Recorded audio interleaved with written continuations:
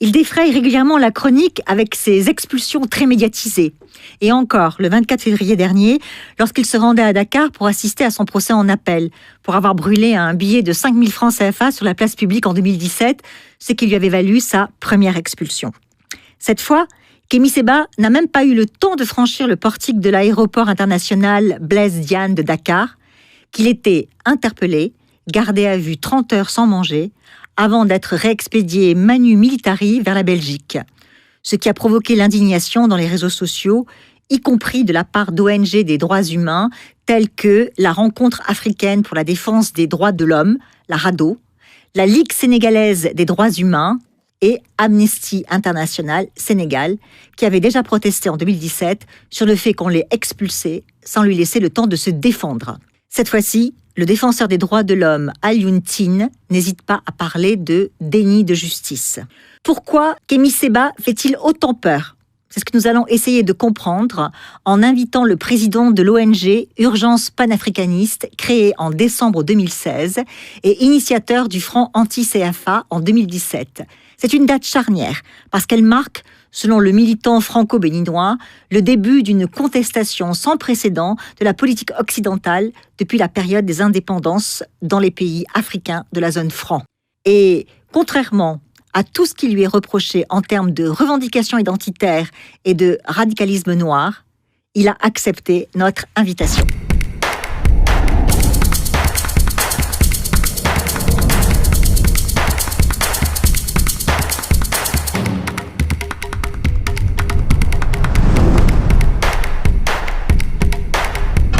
Kémy Séba, bonjour. Bonjour Anna. Merci d'être venu nous rendre visite à Paris, dans le studio de Sputnik France. Alors, comme je le disais en introduction, c'est bien sûr votre dernière expulsion du Sénégal, le 24 février. Vous en avez déjà longuement expliqué sur votre compte Facebook, mais dites-nous, est-ce que cette nouvelle expulsion a vraiment été une surprise et est-ce que vous y attendiez pas un petit peu, puisque je crois que vous aviez eu une dérogation de la part de la BCEAO pour vous rendre au Sénégal de façon à pouvoir assister à votre procès? Non, pas la BCEAO. La BCEAO, bonjour madame, déjà pour commencer, n'est pas en mesure de donner des dérogations à qui que ce soit. Par contre, quand les autorités sénégalaises vous font un procès, en toute logique, je pense que les 3/4 des gens l'ont compris, pour ne pas dire 90%, d'après les retours que nous avons, quand vous convoquez quelqu'un pour la justice, vous attendez, vous souhaitez qu'il vienne. Et si vous ne souhaitez pas qu'il vienne, c'est peut-être que vous avez quelque chose à vous reprocher. Et il se trouve donc que le procès avait été reporté à plusieurs reprises l'année dernière, et la presse, sans citer les noms de quel groupe de presse auquel ça appartient du moins, la presse, une partie de la presse sénégalaise s'était réjouie en disant qu'Kémy Séba n'était pas présent, il fuit la justice. C'est ce qui avait été dit l'année dernière. Le problème, c'est que je ne fuis personne. Je ne fuis rien. Et quand j'ai été au courant donc qu'il y a eu convocation, moi je l'ai découvert par voie de presse au départ, j'ai convoqué. Et j'ai contacté plus exactement mon avocat, Maître Koray Chiba, qui m'a donc dit qu'en effet, j'avais une dérogation pour venir, d'accord, m'a fait suivre cette convocation-là. Mais la dérogation avait été octroyée par qui ? C'est par le biais du tribunal. Le tribunal d'accord, ok. de façon Dakar, à ce que vous puissiez pénétrer sur le territoire sénégalais. De la cour d'appel, c'est des mesures d'exception. Quand il y a un procès, je n'étais pas venu pour aller visiter Saly. J'étais pas venu pour aller visiter un certain nombre d'autres villes. Je connais Sénégal pour y avoir vécu de très nombreuses années. Non, j'étais venu pour répondre. Parce que je fais partie de cette génération d'Africains et d'Africaines qui ne fuient pas devant les risques, ne fuient pas devant le danger. Donc quand vous me posez la question, est-ce que c'était une surprise ? La question n'est pas de savoir, avec tout le respect que j'ai pour vous, Madame Holzbauer-Gay, n'est pas de savoir si je fuis ou pas la justice. Non. Ou si c'est une surprise. La question est, à partir du moment où on me convoque, par principe, je me dois de répondre. Et c'est ce que j'ai fait. Et de toute évidence, d'après les retours que nous avons aussi, je pense que certaines personnes ne voulaient pas qu'on vienne. Ça aurait arrangé beaucoup de personnes du côté sénégalais qu'on me juge par contumace, que je sois uniquement représenté par mon avocat, parce qu'ils savent que quand je me déplace dans un certain nombre de pays, eh bien, il y a un certain nombre de jeunes qui se mobilisent. Et puis, il y a aussi quelque chose qui médiatiquement bouge. Donc, ça n'arrangeait pas les autorités, ma venue. C'est le moins que l'on puisse dire, on y reviendra peut-être. Tout à fait. Alors, oui, justement, au-delà de l'indignation et du déni de justice, évidemment, que l'on ne peut pas remettre en cause. D'ailleurs, les organisations des droits de l'homme qui s'étaient mobilisées quand vous aviez déjà été expulsé en 2017, après avoir brûlé ce fameux billet de 5 000 francs CFA, ont manifesté, mais sur les réseaux sociaux cette fois-ci aussi, leur indignation pour ce déni de justice, m'ont-elles dit. Moi, ma question, c'est plus, est-ce que vous n'avez pas l'impression, d'une certaine façon, que vous faites le jeu de ces présidents africains comme Macky Sall ou Alassane Ouattara, que vous qualifiez le plus souvent, pas très gentiment, il faut bien le dire, de valet de la France à cause de leur attachement au franc CFA? Première chose, déjà, je les qualifie honnêtement. Je les qualifie avec sincérité. Quand quelqu'un se couche systématiquement devant un système oligarchique, je ne parle pas de se coucher devant les Français, une grande partie du prolétariat français avec lequel je suis en contact, notamment via les Gilets jaunes et compagnie, et j'ai beaucoup d'amis à l'intérieur de ce giron-là, une grande partie du prolétariat français souffre. Donc le problème n'est pas la France, mais l'oligarchie française et l'oligarchie africaine marchent en concubinage incestueux. Il faut qu'on dise les choses telles qu'elles sont, et personne ne pourra me pousser à dire autre chose. Ça, c'est un premier point. Le deuxième point, c'est un petit peu la stratégie que les oligarques essayent de faire croire, de propager en disant que, en gros, Kémy Séba, c'est un épouvantail agité. Ça arrange les gens pour essayer de sauver la face. Mais la vérité, laquelle? C'est que tout est fait pour m'empêcher de me déplacer. Tout. Et vous croyez que ça fait plaisir aux présidents africains quand, un peu partout en Afrique francophone, ils sont voués aux gémonies parce qu'ils persécutent, ils violent les droits les plus élémentaires d'un certain nombre de citoyens? Clairement pas. Et je vais aller même plus loin. C'est parce que par pudeur, je ne cite pas de nom. Parce que malheureusement, j'ai des militants dans des pays où leurs droits ne sont pas toujours les plus respectés aussi. Et quand je parle sur certains présidents, ils n'ont pas toujours la possibilité de m'attaquer moi. C'est mes militants qui les attaquent. Mais je peux vous assurer que quand je sais le nombre de conseillers de présidents qui nous sont envoyés pour nous demander d'arrêter ce combat, je peux vous assurer qu'on n'arrange personne parmi ces dirigeants-là. Et juste pour prolonger le raisonnement, il faut qu'on soit clair. Pendant un certain nombre d'années, la question de la France-Afrique était une question élitiste, oligarchique, tabou. Et nous l'avons mis dans la rue. Non, ça n'arrange pas les oligarques, les puissants de nos pays, qu'aujourd'hui le prolétariat puisse s'organiser, qu'une partie de la jeunesse africaine souhaite s'autodéterminer. Ça ne les arrange non seulement pas, et je peux vous assurer, pour aller plus loin, qu'ils nous craignent sur beaucoup de points. Pourquoi ? Parce qu'ils savent que nous ne sommes pas achetables. Et la corruption en Afrique étant une religion, quand quelqu'un refuse les valises, il devient un problème. Et c'est pour ça qu'on me persécute autant, c'est pour ça qu'on me met en prison, c'est pour ça qu'on me déporte, et dans le même temps qu'on réunit quand même un certain nombre de gens. Oui, certes, Kémy, mais l'argument, il tient quand même. Selon vous. Puisque c'est une bataille médiatique. Oui, mais selon vous. Une bataille médiatique, quand même bien. Je travaille dans les médias. Vous utilisez les réseaux sociaux à cette fin. Tout à fait. Et vous avez raison, vous avez utilisé les armes que vous avez. Mais évidemment. Voilà. Alors, le fond de la question et le fond de l'argument, c'est de dire, mais pendant qu'on fait le buzz sur les expulsions de Kémy Séba, d'une certaine façon, ces fameux présidents que vous clouez au pilori, se dédouanent et n'ont pas à s'expliquer devant la jeunesse africaine sur le fait qu'ils leur donnent pas de travail, que la corruption reste rampante, etc. Votre propos aurait du sens si nos expulsions ne rebondissaient pas justement sur toutes les problématiques de la malgouvernance, sur toutes les problématiques de la corruption, sur toutes les problématiques du délitement de nos États. C'est une question, objectivement, c'est une opinion qui n'a pas de sens quand on y réfléchit dans le fond, avec un minimum de pudeur et de prudence intellectuelle.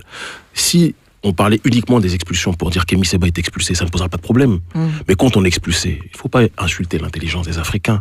Les Africains savent tous que quand on m'expulse à cause du combat que nous menons contre la malgouvernance, contre la corruption, contre le néocolonialisme, contre la France-Afrique. Et il y a plein de gens qui sont expulsés en Afrique. Pourquoi on n'en parle pas autant ?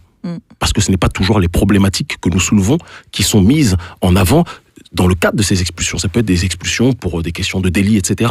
Or, nous, si ça fait autant de bruit, ce que vous appelez le buzz, qui objectivement n'est... On ne parle pas de buzz là, on parle d'une indignation collective. Je pense qu'il faut respecter ça d'une grande partie de la population d'Afrique francophone qui ne comprend pas que quelqu'un qui n'utilise pas les armes, et Dieu sait que je pourrais les utiliser, qui n'utilise pas la violence. À une certaine époque de ma vie, la violence était une option. J'y ai renoncé, d'accord ? Qui est dans la non-violence. De manière systématique, qu'il y ait un certain nombre de gens qui le suivent un peu partout en Afrique francophone et dans la diaspora. Que cette personne-là soit persécutée, c'est quelque chose qui indigne les Africains. Et je pense qu'il faut quand même qu'on puisse parler avec pragmatisme, avec réalisme de ce qui se passe. Les gens sont indignés parce qu'ils savent que ces expulsions sous-tendent. Elles sous-tendent une condamnation réelle des élites vis-à-vis de leur corruption, vis-à-vis... Et je donne un exemple précis, si ça ne vous dérange pas. Oui, bien sûr, on vous baïonne, ça, je pense que tout le monde l'a compris. Mais on me baïonne pourquoi ? On vous baïonne, on ne me baïonne pas que pour le franc CFA. Vous en êtes consciente. On me baïonne parce que, par exemple, quand je vais en Guinée, la Guinée n'a pas le franc CFA. Pourquoi Monsieur Alpha Condé m'interdit de rentrer ? C'est parce que j'étais venu faire une conférence contre la malgouvernance, contre la corruption. Parce que je ne suis pas dans la caricature dans laquelle les médias français ou occidentaux veulent parfois me mettre, en disant que c'est simplement quelqu'un qui est un anti-blanc, c'est la caricature qu'on veut nous donner, alors que la plupart des gens n'y croient plus à cette fable-là. Mais c'est parce que justement, je dis toujours qu'une civilisation est détruite par l'extérieur que si elle est rongée de l'intérieur. Et donc je fais partie de ce courant panafricaniste, on va dire j'en suis une tête de file, qui dit que le problème c'est aussi bien nos élites que l'oligarchie d'Occident. Et c'est trop facile de dire que le problème c'est que l'Occident, mais on ne remet pas en question ce qui se passe chez nous. Voilà, tout à fait. Alors, juste, dernière question d'actualité par rapport à votre expulsion. C'est aussi un autre argument qui est avancé. Vous êtes une bonne porte-parole des arguments de nos opposants. Ah, j'ai fait mon travail. Chacun fait son rôle. J'ai fait mon travail chaque nuit. Donc, il semblerait que vous mettiez beaucoup l'accent sur les présidents ouest-africains, en l'occurrence, Monsieur Alassane Ouattara et Monsieur donc le président sénégalais Macky Sall. Alors, qu'en est-il des 6 États de la CEMAC qui ont aussi le franc CFA en partage, et les Comores, n'oublions pas les Comores. Parmi ces États, y a-t-il pas donc des présidents africains? Vous parliez de lutter contre la malgouvernance, la corruption. N'y a-t-il pas des présidents africains qui sont vraiment les 2 pieds bien plantés dans la France-Afrique? Je suis surpris, chère Madame Osbourgay, qu'une grande journaliste comme vous ne soit pas au courant de toutes les mobilisations que nous avons fait en Afrique centrale. On a fait un certain nombre. Nos militants, certains ont été menacés de mort, vous savez, parce que en Afrique centrale, ils sont beaucoup plus rapides pour persécuter les militants qu'en Afrique de l'Ouest. C'est le premier point. Tout à fait, même si Sania est toujours emprisonné au Sénégal. Au Sénégal, tout à fait. Et je lui passe une grande salutation. Son avocat est le mien, donc c'est ce qui nous permet de communiquer. Ça, c'est un premier point. Le deuxième point, vous n'êtes pas sans savoir que, ayant un passeport de la CEDEAO, quand je suis béninois, j'ai la possibilité de circuler normalement. C'était avant que les dictateurs commencent à s'exciter en Afrique de l'Ouest, mais de circuler sans demander de visa. Ça permet d'organiser les choses en amont sans que les choses soient interdites directement. C'est ce qui était prévu à la base. Mais ça ne nous a jamais empêché que quand vous regardez l'année 2017, 2018, on a fait des mobilisations dans toute l'Afrique francophone, y compris en Afrique centrale. Et donc dire qu'on ne s'attaque pas au président d'Afrique centrale, c'est au mieux de la malhonnêteté, au pire de la malveillance. Moi, je parlais des 6 États de la CEMAC. Vous êtes moins, l'UMOA semble être davantage votre cible en ce qui concerne votre demande de suppression du franc CFA. Je répète, les choses se font de manière graduelle. Quand vous voyez Kako Nububko, vous ne lui reprochez pas de ne pas s'occuper suffisamment de la CEMAC. Les choses se font de manière pyramidale. Ce qui est valable pour d'autres est valable pour nous aussi. On commence, nous, sur le terrain, en Afrique de l'Ouest, ce qui ne nous a pas empêché d'organiser avec nos moyens, nos ressources, des mobilisations en Afrique centrale. Il y a des meetings, si vous allez sur les réseaux sociaux, sur YouTube, on nous voit en Centrafrique. La Centrafrique est dans la CEMAC jusqu'à preuve du contraire. Oui, tout à fait. Donc c'est la preuve que les choses sont un peu plus nuancées que ça. Et je tiens à dire aussi en amont que j'ai quitté une grande chaîne d'Afrique centrale qui était au Cameroun et au Tchad parce qu'elle était irriguée financièrement par les dictateurs africains. Et j'ai dit que moi, je me bats contre le néocolonialisme. Et le néocolonialisme, c'est aussi bien l'oligarchie occidentale que l'oligarchie africaine. Et j'ai quitté cette chaîne en 2015. C'est pour vous dire qu'on n'a pas attendu 2020 pour être contre la dictature des gens dans la CEMAC. D'accord, c'est très bien, c'est tout à votre honneur. Maintenant, entrons dans le vif du sujet, qui est quand même votre combat pour la suppression du franc CFA. Et je me suis toujours posé la question de savoir si, au fond, cette affaire, si ça avait duré aussi longtemps, c'était pas parce que c'était, d'une certaine façon, aussi un tabou africain que vous avez fait voler en éclats, d'une certaine façon, en mobilisant les jeunes. Mais je m'en réfère à votre dernier ouvrage, L'Afrique libre ou la mort. Vous dites dans ce livre que 2017 est l'année charnière, à cause du début d'une contestation sans précédent de la politique occidentale depuis la période des indépendances dans les pays africains de la zone franc. Alors, ma première question, c'est pourquoi 2017 spécifiquement? Est-ce que c'est parce que ça correspond à la date de votre expulsion du Sénégal? Ou bien, qu'est-ce qui s'est passé en 2017 qui fait que c'est vraiment la date charnière? Alors, comme je l'explique dans mon ouvrage, L'Afrique libre ou la mort, 2017 est le continuum d'un long processus qui a été lancé par des aînés qui ont risqué leur vie. Je tiens à préciser que la première fois que j'ai entendu parler du franc CFA, j'avais 17 ans. C'est pour ça que je souris souvent quand j'entends des économistes qui parlent il y a 2 semaines, il y a 3 semaines, ou il y a 1 mois, en disant qu'on s'est irrigué à leurs écrits. Non, on s'est écrit à Tchouchtchang Pouemi. On s'est irrigué, on s'est nourri, donc, d'accord, aux ouvrages, aux écrits de Tchouchtchang Pouemi. Première chose. En 2007, lorsque je suis incarcéré, pour mes activités politiques dénoncées par le gouvernement français, d'accord, toujours pour la défense de mon peuple. L'ouvrage qui m'est donné, c'est l'ouvrage de Tchouchtchang Pouemi, quand je suis en prison. Et donc j'étudie en profondeur. Vous savez, quand vous êtes en prison, surtout pour votre combat politique, pas pour avoir volé des pommes, vous avez le temps d'étudier. J'ai étudié dans les moindres recoins, justement, ce que dénonçait Tchouchtchang Pouemi en ce qui concerne le franc CFA. Mon formateur en philosophie, le professeur Grégoire Biogo, était le préfacier d'un certain Nicolas Gbou. Donc, on n'a pas attendu aujourd'hui pour être dans la question du franc CFA, et quand 2017 arrive, c'est parce qu'on a ingurgité quelque chose qui malheureusement était auparavant élitiste. Parce qu'il faut qu'on se dise la vérité.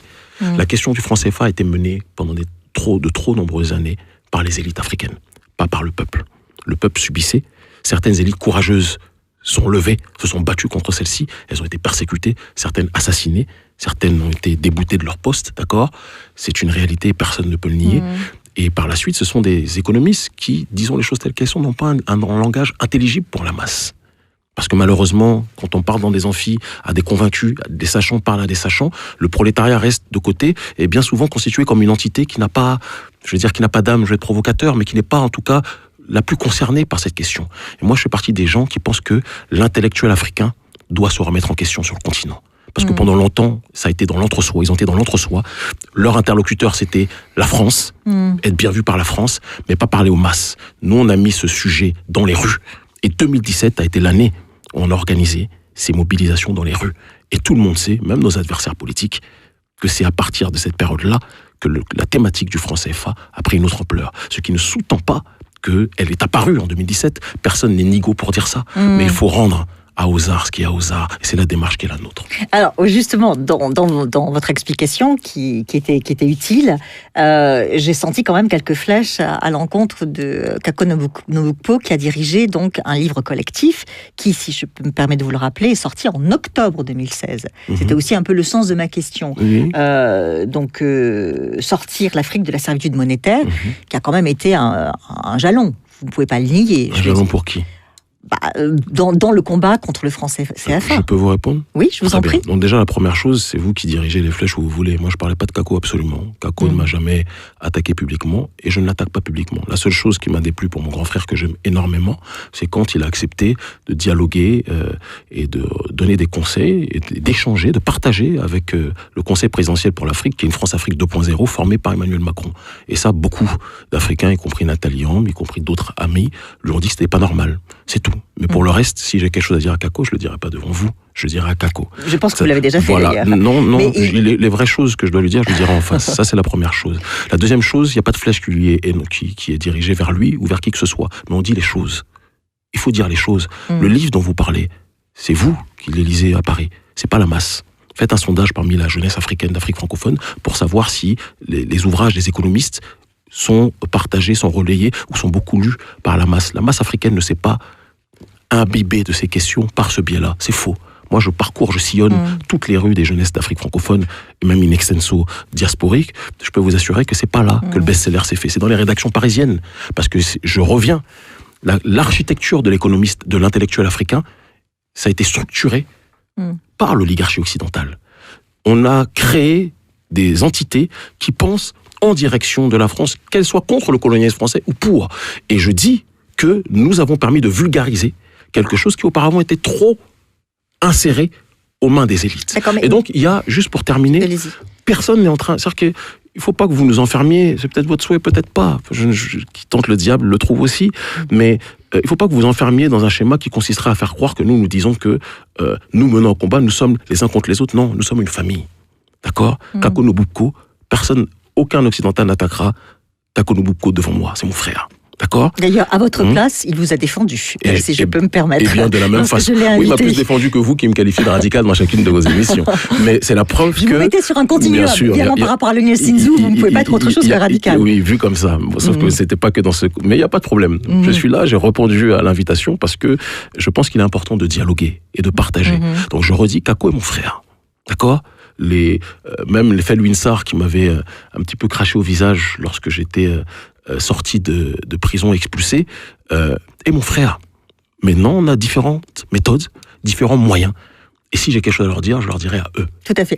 Mais si vous me permettez juste de rebondir sur quelque chose que vous venez de nous dire, quand vous disiez qu'ils sont formatés pour ou contre, mais ils ont fait leurs études en France. Ça ne veut rien dire. Cher Anta Diop a été... Ça, c'est un discours qui, là encore une fois, avec tout le respect que j'ai pour vous, chère madame, qui ne tient pas. Cher Anta a été formé en France. Il fait partie des très rares intellectuels qui, bien que formaté en France, est sorti de cette formation-là et s'est adressé à son peuple. Et vous ne considérez pas que sortir l'Afrique de la servitude monétaire était une façon justement aussi, comment dirais-je, de théoriser Moi, personnellement, j'étais plus touché par les écrits de Chuchong Pouemi, mais c'est personnel, c'est très subjectif. Oui, mais Chuchong Pouemi, alors justement... juste pour terminer, cela n'enlève en rien que le travail qu'ils font est un travail qui va dans le sens de notre autodétermination. Et le panafricanisme, mais non, mais c'est vous qui, depuis tout à l'heure, allez à gauche à droite, moi je vais tout droit. Le panafricanisme, c'est comme un hôpital.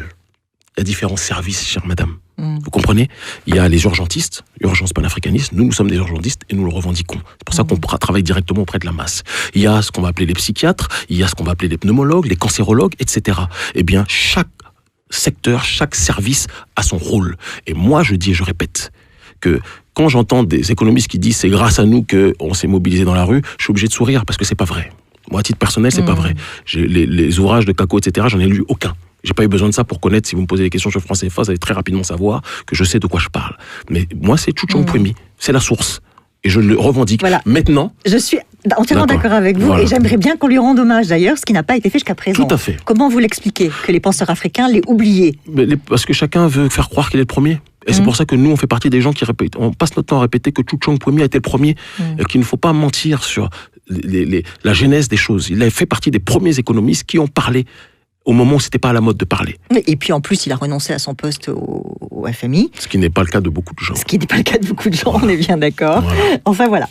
Ok, très bien. Juste pour terminer sur la France-Afrique, ma question c'était votre conscientisation de la jeunesse africaine est sans doute pour beaucoup dans leur prise de conscience et la dénonciation de la France-Afrique en général. En ce qui concerne la présence des bases militaires françaises en Afrique, j'ai quelques doutes parce que c'est d'une certaine façon le départ de la France, notamment la fermeture de la base militaire au Sénégal. Vous et moi, nous y étions à l'époque. C'est plus un souhait de la France que véritablement une condamnation du Sénégal qui a demandé aux Français de partir. Parce qu'il n'y avait plus d'argent. J'attends votre question. Il n'y avait plus d'argent. Voilà. Ça, c'est votre opinion. Oui, d'une certaine façon. Alors, non, mais vous avez le droit de défendre aussi les autorités françaises. Non, je constate simplement que si la France est partie du Sénégal à fermer la troisième BIMA, c'était un arbitrage budgétaire. Oui, mais elle n'a pas quitté tous les pays d'Afrique francophone. Elle n'a pas quitté ça, nous en sommes bien d'accord aussi. Nous nous retrouvons alors. Voilà. Alors, dans ce combat, enfin, dans le franc CFA faisant partie, si vous voulez, du lutte de vos condamnations du système de France-Afrique en général, est-ce que le franc CFA n'a pas été un peu un prétexte de votre condamnation de la France-Afrique? Ou est-ce que c'est vraiment... Un prétexte de la condamnation de la France-Afrique? Non. J'ai toujours dit que la France-Afrique, c'est une pieuvre. Et la pieuvre a des tentacules, chère madame.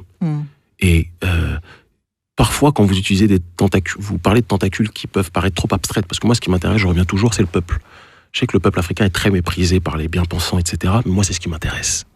Le peuple africain. Ceux qu'on considère comme des non-lettrés, mais qui sont bien plus intelligents que bien souvent que les docteurs ou les prétendus intellectuels. Eh bien, ces gens-là, vous savez, quand on leur donne des choses trop abstraites, ça ne les intéresse pas. Ça ne leur parle pas. Il faut parler de quelque chose qu'ils palpent. Il faut parler de franc CFA.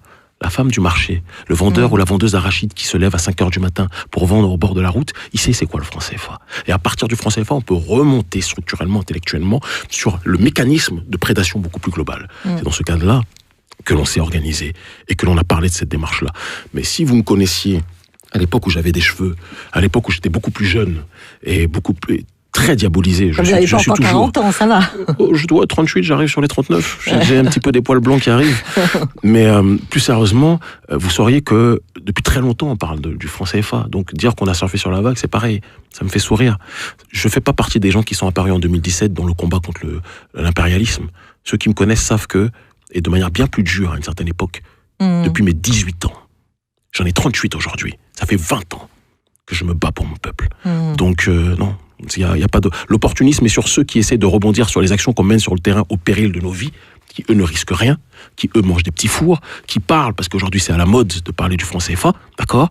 Mais quand nous on prend les coups, quand moi je suis en prison, je suis seul. Quand je me fais taper, comme à l'aéroport à Dakar, je suis seul. Vous comprenez? Quand je suis chassé, déporté d'un pays où je jouis pourtant d'une grosse popularité auprès d'une partie de la jeunesse sénégalaise notamment, j'étais journaliste politique sur une des plus grosses émissions là-bas. Oui, je vous suivais, vous étiez excellent. Quand on me déporte, d'accord, et que je suis arraché à ma famille, et que je pleure dans l'avion, je suis seul. C'est pas de la victimisation, moi je suis pas une victime. Mais donc parler d'opportunisme, quand on sait tout ce qu'on risque, je trouve que c'est assez fort du café. Bon alors, le débat actuel, c'est celui de l'éco. C'est la future monnaie de l'Afrique de l'Ouest. Or, entre les pays de la zone monétaire ouest-africaine, la ZMAO, et ceux de l'Union économique et monétaire ouest-africaine, l'UEMOA, il semble qu'il y a de part et d'autre beaucoup d'incompréhension, voire un agenda caché. Oui. Alors, est-ce que ce n'est pas un signe contradictoire de cette Afrique mobilisée et unifiée que vous appelez de vos voeux? Non, pas du tout. Moi, je pense qu'il y a une volonté réelle d'une grande partie de nos populations de se débarrasser de la main oligarchique française qui nous empêche de respirer, qui nous empêche d'avancer comme nous le souhaitons. Et la France a vu que les pays des États d'Afrique de l'Ouest, vous voyez, eux-mêmes, ils ont commencé de manière... par des étapes. On commence par l'Afrique de l'Ouest, puis après on continue. Même eux l'ont fait. Et la France a vu ça, et le président Macron a essayé de parasiter un projet qui date des années 80, parce que le projet ECO n'est pas apparu en 2019 ni en 2018, il date de très longtemps, il avait été laissé dans les tiroirs. Et quand ils ont vu que nous avons mobilisé, parce que c'est ça la réalité, que nous avons mobilisé une grande partie de la jeunesse d'Afrique de l'Ouest, et d'Afrique centrale, et des Caraïbes, parce qu'il faut toujours leur rendre hommage sur ces questions de néocolonialisme. Et les Comores ? Les Comores aussi, on a beaucoup de sympathisants d'ailleurs. On leur passe un coucou, mais il y a des choses que je peux pas dire parce que peut-être qu'il y a des visites qui seront très prochaines là-bas. Voilà. Mais et quand ils ont vu qu'on a mobilisé la jeunesse, qu'est-ce qui s'est passé ? Eh bien, les pays les plus courageux ont dit qu'il faut qu'on ressorte ce projet et qu'on coupe les liens avec le Trésor français. C'était ça l'objectif. Et quand Macron a vu ça, il s'est dit il va faire du piratage économique. Ou c'est lui ou ses conseillers, peu importe. Et quelques-uns de ces nègres de maison, je me permets de le dire aussi parce que je le pense du fond de mon âme, se sont dit il faut qu'on court-circuite ça. Et donc, il a repris le nom d'ECO, qui est du vol, comme l'a dit le président Nana Akufo-Addo, c'est du vol. D'accord ? Pour brouiller les esprits en faisant croire que donc il y a un débat sur l'éco. Il n'y a pas un débat sur l'éco. Il y a un débat sur la tentative de pirater de projets authentiques de l'éco, projet qui est piraté par l'oligarchie française et ses alliés que sont le président Alassane Ouattara, le président Macky Sall et bien d'autres. Alors, de la part du Nigeria, pas d'agenda caché ? Pas d'agenda caché. L'agenda caché se trouve du côté de l'Elysée. L'Afrique, le Nigeria, première puissance d'Afrique, joue son rôle. D'accord ? Et moi, je suis très souvent au Nigeria. Il y a beaucoup de gens qui m'aiment là-bas, même parmi les autorités. Et je peux vous assurer une chose. Les gens en ont marre de l'arrogance oligarchique française. Il n'y a pas que le prolétariat qui en a marre. Alors, évidemment, quand on invoque votre panafricanisme, que je crois pour ma part sincère et salvateur pour l'Afrique, on ne peut pas s'empêcher d'invoquer votre passé, en France notamment, puisque vous êtes quand même français aussi, en peut-être béninois, voilà. Et ce passé était plus, vous y faisiez allusion tout à l'heure, il a été un peu tumultueux quand même dans votre jeunesse. Alors, le Kémy Séba de 2020, est-ce qu'il a pris ses distances, par exemple, avec la tribu K, avec votre ami Dieudonné ? Et est-ce que le radicalisme noir, souvent associé dans votre cas avec l'extrême droite et l'antisémitisme, est toujours de rigueur, ou est-ce que ça c'est passé ? Alors, première chose, associé par qui ? Moi, je me méfie toujours de qui donne les cartes et qui donne les bons points. Première chose, le Kémy Séba de 2020 n'existerait jamais s'il n'y avait pas eu le Kémy Séba de 2006. Certainement. D'accord ? Et donc, mon parcours est une très grande fierté. Et je ne vais jamais le renier devant qui que ce soit. Que ce soit le président de Mars, président de la planète Terre, qui que ce soit. Vous comprenez ? C'est ma fierté. L'oligarchie française essaie de me présenter comme un criminel, alors que j'étais un activiste politique qui se battait pour le droit de son peuple. On nous a caricaturé en disant qu'on était des alliés de nationalisme. Moi, je suis un garvéiste, madame. Vous savez qui c'est Marcus Garvey ? C'est quelqu'un qui disait « Back to Africa », qui disait qu'il se méfie des progressistes occidentaux, qui se méfie des grands amis, des Noirs. Et c'est Frantz Fanon qui disait « Est dangereux aussi bien celui qui dit qu'il aime tous les Noirs que celui qui dit qu'il ne les aime pas ». Vous comprenez ? Le négrophile et le négrophobe, c'est les deux balances, les deux extrêmes d'une même pièce, quelque part. Donc, je me bats pour mon peuple depuis toujours. Je ne vais jamais le renier. Je me suis toujours opposé de manière virulente à ceux qui attaquaient mon peuple. Et parmi ces gens, quand je m'attaquais à certaines communautés qui discriminaient notre peuple, ça ne posait pas de problème. Quand je me suis attaqué à certaines communautés qui agressaient notre peuple, qui étaient plus organisées que d'autres, on m'a taxé d'antisémite. Mais votre amitié avec Dieudonné, par exemple. Moi, mon ami, ça fait de très nombreuses années que je parle avec Dieudonné, mais ce n'est pas devant vous que je vais dire que Dieudonné n'est pas mon ami. Jamais. Dieudonné est un frère. J'ai plus ses accointances, son entourage n'est pas le mien. Très clairement. Mais vous comprenez qu'on fasse l'amalgame dans ces cas-là. C'est vous qui le faites. Ça fait des années qu'on ne parle pas de Dieudonné, pour tout vous dire. Ça fait de très nombreuses années qu'on ne parle pas de Dieudonné. Maintenant, c'est dans votre environnement. Vous êtes en France, je vis en Afrique. Donc je comprends que vous me parlez de lui. Dieudonné est un frère, comme des millions, des milliards peut-être même de Noirs, afro-descendants, clairs ou foncés existent dans le monde. Il se bat pour ses idées. Ses idées sont plus sur le terrain en France, etc. Sionisme. Moi, ce qui m'intéresse, c'est de parler du capitalisme. Parce que en réalité, quand on parle quand on commence à ethniciser certaines castes sociales, ce qui se passe, c'est qu'on tombe dans le piège de ceux qui veulent nous diaboliser. Et donc c'est pour ça que depuis que je suis rentré en Afrique, j'ai pris beaucoup plus de distance avec la question des castes sur le terrain ethnique. Mais ce qui m'intéresse, c'est l'analyse sociale. Parce qu'en Afrique, On est tous foncés pour la plupart, mais il y a des oppresseurs noirs qui oppressent des prolétaires noirs. Maintenant, Dieudonné est mon frère, la tribu K, je ne le regretterai jamais. Mais ça appartient à votre passé, si je comprends bien. Je le dis avec froideur et avec passion. En même temps, vous savez, c'est les deux extrêmes d'une même entité. Je me bats pour mon peuple. Et à chaque fois que le système se lève pour me persécuter, il ne se rend pas compte qu'il me donne raison. Et s'il n'y avait pas eu la tribu K, il y a bon nombre de gens qui me suivent aujourd'hui qui ne m'auraient pas suivi. Comme s'il n'y avait pas eu la 2S TV en Afrique francophone, bon nombre de gens qui nous suivent aujourd'hui, ils sont très nombreux, ne nous auraient pas suivis. Donc, moi, je ne vais jamais baisser mon boubou devant qui que ce soit. Alors, à ce propos, au-delà du combat identitaire que le choix des titres de vos 2 premiers livres sous-entend, c'est-à-dire Supranégritude et Black Nihilism, si je peux me permettre, supranégritude, c'est au contraire, ça va au-delà de la question identitaire. Oui, qui dit supra dit, il faut qu'on dépasse ce clivage. Justement, j'y arrive. Alors pour moi, si vous voulez, quand on mène un combat panafricaniste, la première chose qu'il faut remettre en cause, puisqu'il y a la dimension géopolitique, c'est le dernier tabou africain, après celui du franc CFA, que vous avez entièrement contribué à faire voler en éclats, c'est celui de l'intangibilité des frontières issues de la colonisation. Tout à fait. Alors, pourquoi vous n'auriez pas fait un de vos chevaux de bataille ? Mais quand les dictateurs m'expulsent d'un pays à l'autre, parce qu'ils créent mon audience auprès de la jeunesse, je suis en train quand même de remettre en question ces frontières artificielles, c'est le moins qu'on puisse dire. Et d'ailleurs, ce qui ressort souvent, si vous lisez avec assiduité les commentaires de la jeunesse africaine, c'est comment se fait-il qu'un citoyen africain soit expulsé d'un pays à un autre ? Donc, j'en reviens à ce que je vous disais dans les premières réponses. C'est pas une expulsion simple. Mes expulsions sont des sujets de société. Je parlais avec un professeur d'université à Tours, un Français, qui disait que nos expulsions revêtent en réalité toutes les thématiques, toutes les tares de la problématique de la France-Afrique au XXIe siècle et de la problématique de la répartition, du découpage du continent africain qui a été opéré en 1884 et 1885 à la conférence de Berlin. La libre circulation, c'était le projet de Kadhafi, c'était le projet de Kwame Nkrumah, c'était le projet de Thomas Sankara. Eh bien, ces dictateurs, à chaque fois que nous agissons, nous les poussons à la faute et nous montrons que ces derniers sont des acteurs primordiaux de ce système colonial qui veut nous voir diviser. Alors, revenons quand même aussi, regardons les choses en face. Le Nigeria vient de fermer sa frontière avec le Bénin. Vous êtes vous-même béninois.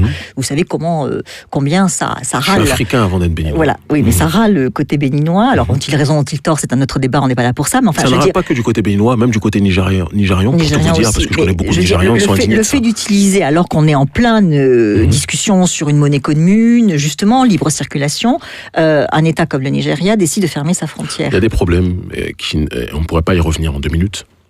Je pense qu'il faut un peu de pudeur dans les problèmes aussi complexes, d'accord, entre les différents dirigeants. C'est une réalité. Personne ne peut être heureux de ça. J'ai fait partie des premiers qui se sont indignés sur ces questions, d'accord, parce que le Nigeria, j'y vais souvent. Le fils de Fela Kuti, Seun Kuti, est un de mes meilleurs amis. Je suis régulièrement là-bas, d'accord, à Lagos. Et le Nigeria est un pays vivant. C'est un poumon de l'Afrique, comme le Congo. Il y a des points centraux comme ça. Et donc, on ne peut être qu'attristé de ces frontières qui sont émises. Mais ces frontières faites par les élites ne signifie pas qu'il y a des frontières au sein des peuples. Et je peux vous assurer, j'ai jamais vu, je reviens sur ces questions. Voilà. Et surtout entre le Bénin et le Nigeria. Oui, a fortiori. Les peuples côtiers sont très... Et puis de toute façon, le Bénin et le Nigeria, n'oublions pas que c'était une grande partie de ces 2 pays, à la base, c'était le Dahomey. Donc c'est un seul et même pays. Et avant même ces royaumes-là qui ont été constitués, comme le disait Cheikh Anta Diop, nous sommes tous issus d'un foyer civilisationnel commun. Mon camarade et ami Douguine parle du fait que chaque peuple a son foyer civilisationnel. Nous, notre foyer civilisationnel, nous le connaissons aussi. Et donc, nous arriverons d'une façon ou d'une autre à cette unité. Il n'empêche que le temps des peuples, comme me disait le grand historien Mamadou Diouf, sénégalais, vous savez qu'il y a la chaire de Columbia, le temps des peuples en Afrique n'est pas encore arrivé, d'où l'intangibilité de ces frontières qui ne sautent pas et qu'on utilise quand même. Je ne suis pas d'accord avec ça. Peut-être que le grand historien qui a sa chaire à Columbia, que j'aime beaucoup, que je respecte profondément, peut-être qu'un jour on le prendra plus régulièrement avec nous, dans nos contrées, dans nos voyages, dans nos missions. Vous savez, chaque mois je suis dans 2 pays en Afrique, soit francophone, parfois anglophone, ou dans la diaspora, dans les Caraïbes ou ailleurs. Le temps des peuples est plus arrivé qu'on ne le croit. Et il ne faut pas confondre les responsabilités parfois des élites africaines avec l'attitude du peuple. Et je peux vous assurer d'une chose, quand on voit la portée aujourd'hui du débat sur la France-Afrique et sur le néocolonialisme, l'adage de notre ONG Urgence panafricaniste est plus que jamais vérifié. Ce que les élites africaines ne font pas pour le peuple le fera lui-même. Il arrive un moment où il faut qu'on cesse de se victimiser et qu'on prenne nos responsabilités. Et je peux vous assurer qu'à force d'activer la société civile, les sociétés civiles comme nous le faisons, partout où nous le pouvons, eh bien on va arriver à un moment où on poussera nos autorités dos au mur. Et c'est ce qui est en train progressivement de se passer. Et quand les autorités africaines m'arrêtent, je vais vous dire une chose, elles me persécutent, elles me tapent, j'en pleure parfois. Mais une chose est certaine, elles ne font que donner du crédit à notre combat politique. Parce que quand nous disons que certains sont des passoires, et que certains se comportent par leurs actes comme des passoires, ils ne font que réveiller une grande partie d'Africains qui, même pour certains au départ, nous trouvaient radicales, et qui finissent par se dire, mais si on le persécute autant, c'est qu'il a raison. Donc vous invoquez la pérenne tradition pour reconnecter la jeunesse africaine avec qui elle est vraiment et d'où elle vient, et en cela je vous approuve entièrement. D'autant que ce mouvement est réel dans l'ensemble du monde diasporique, comme vous l'appelez. Je pense notamment à l'exemple du Venezuela, qui est en train de revendiquer son africanité. Le Brésil encore plus. Et le Brésil encore plus, alhamdoulilah, comme on dit chez nous. Alors, cette revendication a notamment coûté la vie à un des leaders africains que j'aime le plus, qui est Thomas Sankara. Ce qui m'amène à vous poser la question de savoir si c'est d'un mai 68 dont a vraiment besoin aujourd'hui l'Afrique, ou bien si c'est d'une révolution anti-impérialiste, comme vous semblez l'affirmer dans tous vos ouvrages. Alors, je ne suis pas sûr que le mai 68 soit une référence, parce que mai 68 était une révolution néolibérale sur le terrain sociétal. Disons les choses telles qu'elles sont. On parle des printemps, des révolutions colorées à l'Est ou à l'Ouest. Quand on regarde mai 68, a posteriori, on se rend compte quand même que tout ce qui était du domaine des valeurs traditionnelles n'était pas beaucoup respecté dans ce pays. Donc c'est pas du tout une référence pour moi à titre personnel. Moi je pense qu'on a besoin d'une déconstruction du système capitaliste. Parce que quand on analyse le capitalisme, l'esclavage, bien évidemment on est une grande illustration, la colonisation on est une grande illustration, le néocolonialisme on est une grande illustration, et le mondialisme néolibéral on est bien évidemment la plus belle extension contemporaine. Donc il faut déconstruire. C'est Jacques Derrida, pour citer un philosophe de chez vous, qui disait, qui était le philosophe de la déconstruction. Et mon formateur en philosophie, Grégoire Biogo, était l'un de ses meilleurs élèves. Eh bien, nous disons que nous devons déconstruire le capitalisme dans nos contrées. Il y a fort à faire. C'est ce travail. Quand je brûle le billet, ce n'est pas qu'une contestation du franc CFA, c'est une contestation du capitalisme dans son essence la plus putréfiée. Vous comprenez? Et je pense que c'est dans ce cadre-là qu'on se doit d'être. Et donc j'aime pas le terme révolution, parce que quand j'entends les gens aujourd'hui qui parlent de révolution, franchement, ça m'excite pas trop quand j'entends Besancenot, quand j'entends la gauche, ou même la droite, qui est dans une révolution comment ils disent, antilibérale, etc. Moi, le terme révolution, je parle plutôt de revenir à soi-même. Le retour à soi. Parce que l'Africain était plongé dans l'aliénation. Être aliéné, ça signifie être étranger à soi-même. Et on est devenu tellement étranger à nous-mêmes que la seule chose qui pourra faire en sorte qu'on se réveille, c'est qu'on revienne à nous-mêmes. Et quand vous voyez des présidents comme les présidents d'Afrique francophone qui sont voués aux gémonies par tous les autres présidents d'Afrique méprisent quelque part nos dirigeants, il faut qu'on le dise, eh bien c'est parce qu'ils ne sont pas eux-mêmes. Le président Alassane Ouattara pense plus à la manière dont l'Occident le voit qu'à la manière dont le peuple africain le voit. Le président Ouattara est l'un des présidents les plus détestés de l'histoire contemporaine africaine. Et ça, c'est une réalité. Macky Sall, pareil. Parfois, moi-même, vous savez, je vais dans des pays, quand je fais des meetings, moi, je dis non au néocolonialisme, je critique les systèmes de prédation, mais je vois des gens qui prennent les drapeaux, les visages, les portraits de Ouattara, de Macky Sall, qui les brûlent, qui sont bien plus radicaux que nous dans cette démarche-là. Mais après, ça fait pas une révolution, c'est pas comme ça qu'on arrive à un changement. Soit c'est par les urnes, soit on se bat. Écoutez, c'est pas vous qui allez dire ce qu'est une révolution, avec tout le respect que j'ai pour vous. J'ai plus confiance en la population africaine pour ça. Et la révolution, ce que vous appelez révolution, ce que moi j'appelle retour au réel, retour aux éléments primordiaux, ça doit partir de nous-mêmes. Personne d'autre. Bien sûr. Donc, vous comprenez? Bien sûr. Et donc, dans ce paradigme-là, les choses se font étape par étape. D'abord, ça passe par la sensibilisation. Il a fallu une ingénierie sociale du changement. Quand on a infiltré les médias en Afrique, d'accord, quand j'ai infiltré les médias en Afrique, à la base, la plupart des médias, c'est parler du foot, de la musique, d'accord, des danses, etc., ou du show business, ou de la politique, rapidement. Nous, on est venus, on a parlé de souveraineté populaire. C'est des choses qui étaient proscrites dans les médias. Ça fait partie de l'ingénierie sociale du changement. Après ça, on commence à mobiliser les gens dans la rue. Après ça, on passe à une autre étape. C'est comme ça que les choses se font. Et il faut aujourd'hui, au XXIe siècle, je dis ça à tous les amis non-africains qui nous aiment. Et il y en a des sincères. La meilleure façon de nous aimer, c'est de laisser les Africains de la diaspora ou du continent s'organiser eux-mêmes et définir eux-mêmes leur propre combat. Voilà. Tout à fait. Kémy Séva, merci infiniment d'être venu et de ces explications. Ça a été un plaisir et c'est un exemple cette émission parce que, comme je vous dis, je pense que vous aviez des a priori sur moi, peut-être que j'en avais aussi sur vous, à force de vous entendre dire que j'étais radical, mais c'est du dialogue que j'aille la lumière. On peut ne pas être d'accord sur tout, mais en échangeant, on sera toujours plus proche de la vérité qu'en s'opposant gratuitement. Merci Très certainement. Merci infiniment.